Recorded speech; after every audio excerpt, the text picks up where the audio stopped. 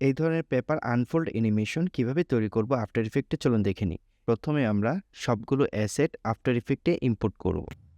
সবগুলোকে সিলেক্ট করে নিলাম, ড্র্যাগ অ্যান্ড ড্রপ করে আফটার ইফেক্টে ইম্পোর্ট করে নিলাম। আমরা নতুন একটা কম্পোজিশন তৈরি করব। আমরা এখানে একটা নাম দিব, মেইন কম। এখানে আমরা 1920,080 দিব এবং এখানে আমরা ডিউরেশন 2 সেকেন্ড দিব। ব্যাকগ্রাউন্ড কালার কালো রাখবো। এখন আমরা এটাকে ওকে করে দেব। প্রিমিয়ার প্রো যে লোগোটা আছে সেটা ড্র্যাগ অ্যান্ড ড্রপ করে আমরা এখানে ছেড়ে দেব। এই যে টেক্সচার ইমেজটাকেও ড্র্যাগ অ্যান্ড ড্রপ করে নিচে ছেড়ে দেব।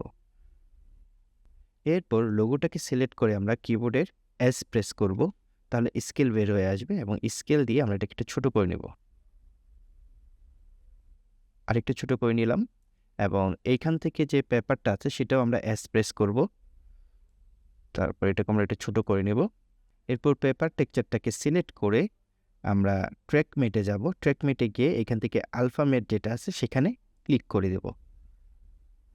আর লোগো যেটা আছে, লোগোর উপরে যে আইটা আছে সেটাকে আমরা ওপেন করে দিব এবং মোডে গিয়ে এটাকে আমরা ওভারলে করে দেব।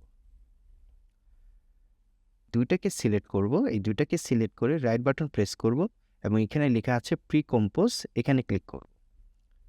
এখানে আমরা লিখে দিব লোগো। এখন আমরা এটাকে ওকে করে দিব। এখানে আমাদের একটা ভিডিও আছে, সেই ভিডিওটা ড্র্যাগ অ্যান্ড ড্রপ করে লোগোর নিচে নিয়ে আসবো। নিয়ে আসার পর এস প্রেস করব এবং এখান থেকে আমরা এটাকে ছোট করে দিব। একটু ছোট করে আমরা যদি এটা প্লে হেডারটা একটু সরাই, ওকে নাইস। আমরা এটাকে আরেকটু বড় করে দিই। এটাকে আমরা এখানে অ্যাডজাস্ট করে নিলাম। অ্যাডজাস্ট করে নেওয়ার পর ভিডিওটাকে সিলেক্ট করে ইফেক্ট অ্যান্ড প্রিসেটে যাব। আমরা সার্চ দিব। আমাদের কি লেখার সাথে সাথে কি লাইটটা চলে আসছে, আমরা এই কি লাইটটাকে ড্র্যাগ অ্যান্ড ড্রপ করে ভিডিওর উপর ছেড়ে দেব। এরপর আমরা এখান থেকে আইড্রপার টুলটা নিয়ে কালারটা আছে সেটাকে রিমুভ করে দেব।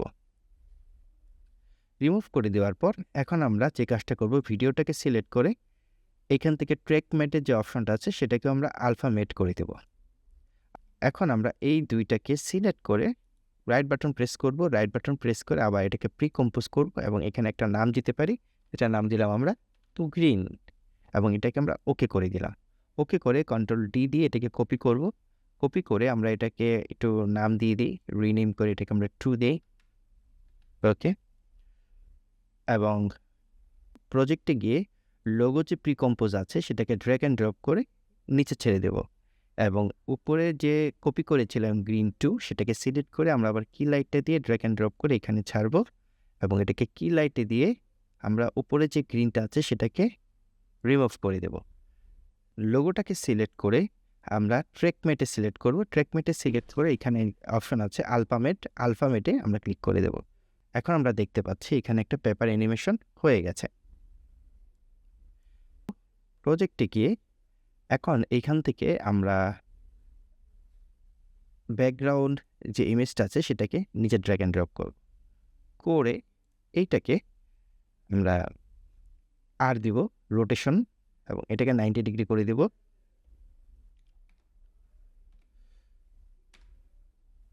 এবং এটাকে এস দিয়ে এটাকে স্কেল করে নেব। স্কেল করে বড় করে এটাকে আমরা একটু অ্যাডজাস্ট করে নেব।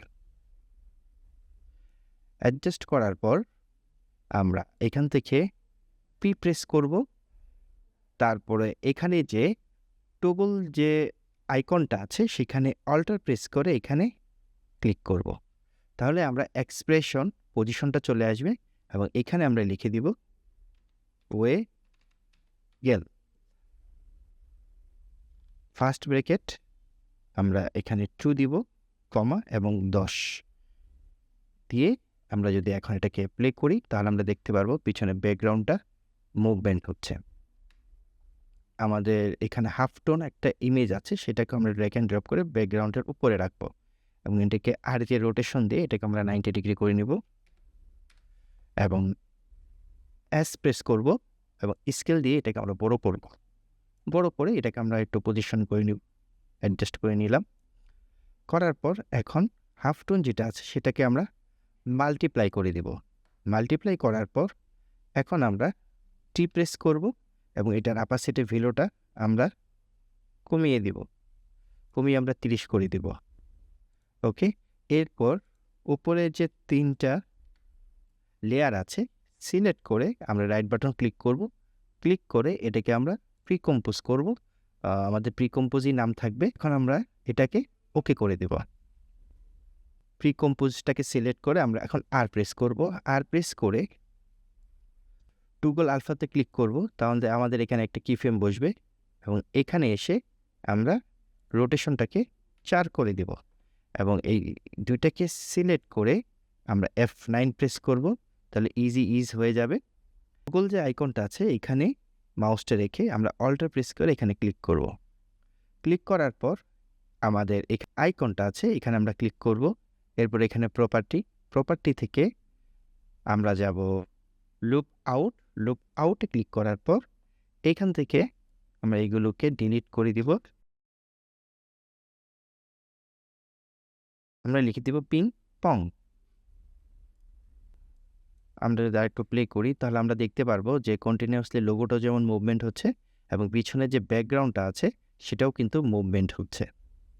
রাইট বাটন ক্লিক করে নিউ অ্যাডজাস্টমেন্ট লেয়ার এখানে আমরা লিখব আমরা পোস্টারাইজ টাইম যেটা আছে সেখানে অ্যাডজাস্টমেন্ট লেয়ারের উপর এনে ছেড়ে দেব। ছেড়ে দেওয়ার পর এখান থেকে আমরা ভ্যালুটা দিয়ে দিব 6। এখন যদি আমরা এটাকে প্লে করি, এইরকম টিপস অ্যান্ড ট্রিক্স পেতে চোখ রাখুন ইউরোপিয়ান আইটিতে।